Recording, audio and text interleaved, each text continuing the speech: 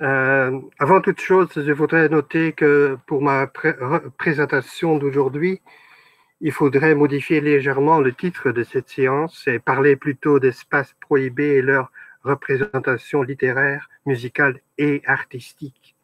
Il faut donc ajouter artistique.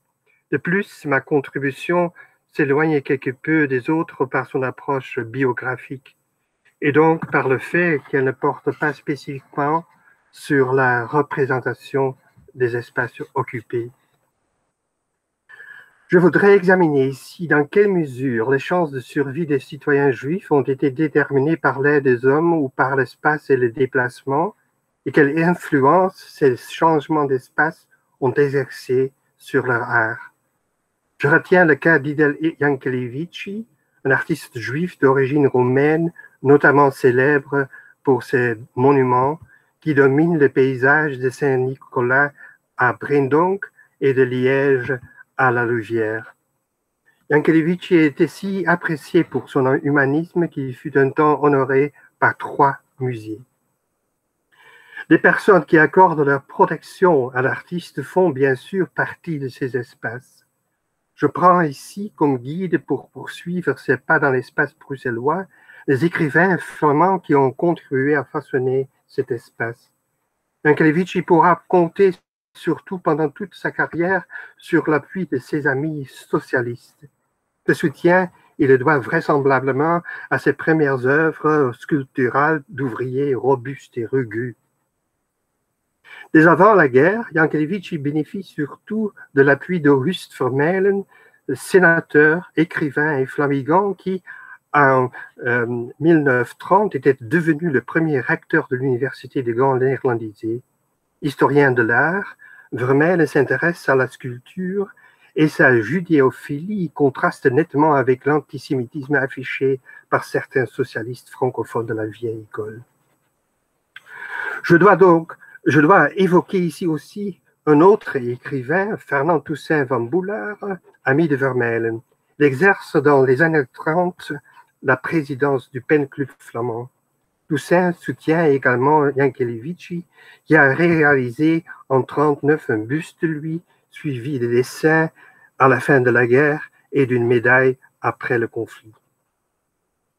Les contacts entre Vermeulen et Yankelevitchi débutent en 1935, année où les deux hommes se rencontrent lors d'une exposition de sculpteurs au Palais des Beaux-Arts. Yankelevitchi façonne cette année son premier buste de l'auteur, 2 autres suivront, et plus d'une sculpture plus grande, d'une médaille et de divers portraits pendant la guerre. Mais qui était donc cet artiste et où se trouvait son atelier? Arrivé en 1928 en Belgique, Yankelevitchi étudie à l'Académie de Liège jusqu'à 1933. Après son mariage, il s'installe à Saint-Josse-de-Naude avec son épouse d'origine wallonne. À partir de là, Yankelevitchi va développer un réseau dont l'évolution peut être retracée en suivant le fil de ses œuvres. Sa carrière semble décoller en 1935 avec cette exposition aux Beaux-Arts, suivie par une autre à la Louvière. Nous constatons ici, comme vous voyez, avant la guerre, Yankelevitchi a eu des ateliers à 4 adresses différentes dans Bruxelles. Il est toujours en quête d'un bon atelier, ce qui l'amènera finalement à quitter la Belgique pour la France. Un document de la police des étrangers belges nous apprend que Yankelevitchi s'installe en automne 40 au Zavelberg, à Rode-Saint-Genèse, près d'Assenberg. Suite à la promulgation d'une des premières ordonnances anti-juives, il s'inscrit au registre des Juifs, où il renseigne comme adresse celle de son atelier situé rue de la Montagne. Il semble ainsi qu'il ait gardé sa résidence dans le centre-ville de Bruxelles au moins jusqu'au 13 août 1941, date à laquelle il change cette adresse au numéro 8 de l'avenue Jeanne. Ici, vous voyez l'avenue Jeanne, tout près de l'ULB. Est-ce qu'il garde cette vieille adresse en guise d'écran de fumée? À cette époque, il doit pourtant se sentir encore en relative sécurité. À la fin de l'année 41, il expose à la galerie La Pasture, située avenue de la Toison d'Or. De même, quand il habite avenue Jeanne, Jankélévitch y garde aussi celle qu'il détenait à Alsenberg depuis fin 40. À l'époque, la région d'Alsenberg est encore très rurale. Nous disposons de plusieurs photos de cet endroit où il réalise au moins jusqu'en 43 diverses œuvres. Il est donc frappant de constater que Jankélévitch ne déclare pas l'adresse d'Alsenberg au registre des Juifs. Alors qu'il a renseigné à la police belge des étrangers. Cette double résidence peut signifier que Jankélévitch est bien conscient du danger et garde toujours délibérément deux adresses. Les ordonnances anti-juives ont sûrement eu part à cette décision ainsi qu'à son déménagement en périphérie de Bruxelles. En mai 1942, le port de l'étoile jaune est imposé à tous les juifs, mais Jankélévitch ne semble pas s'y être plié. Il ne se rendra pas non plus à la caserne d'Austin de Malmö. Face à la pression accrue causée par de nouvelles ordonnances anti-juives, il prend une fausse identité avec une fausse adresse. Il semblerait que vers la même époque, et certainement de 42 à 43, Jankélévitch est disposé d'un premier vrai refuge à Maransart. Il se réfugie plus précisément dans la cour coulée d'une ferme abbatiale située à une bonne heure de vélo de Bruxelles et plus loin, et pas loin de Braine-l'Alleud.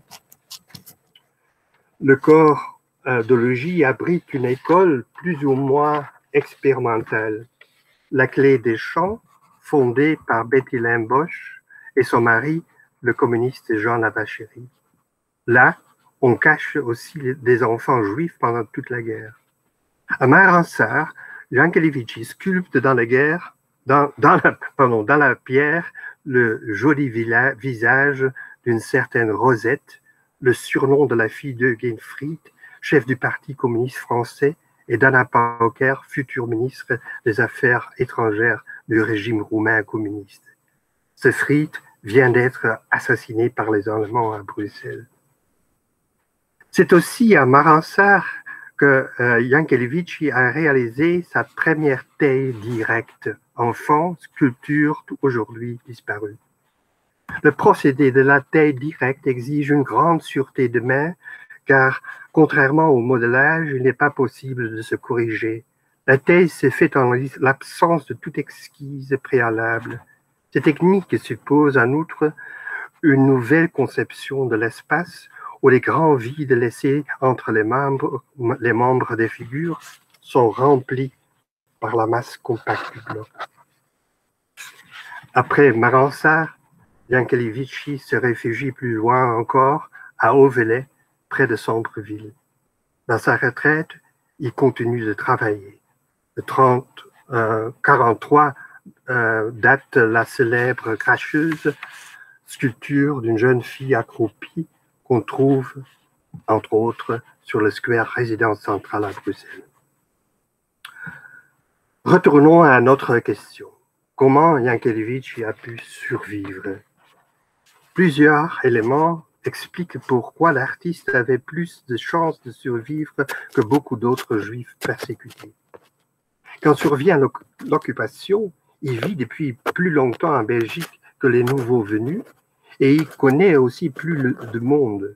Il y a surtout son mariage avec une femme belge, son patronyme slave dont l'origine juive est difficilement identifiable et aussi sa physionomie qui ne répond pas à l'image stéréotype du juif. Enfin, il bénéficie de la protection ou de l'aide de plusieurs amis politiciens et artistes.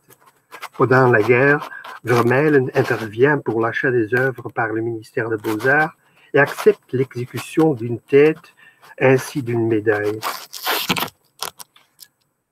sans doute pour lui garantir un soutien financier.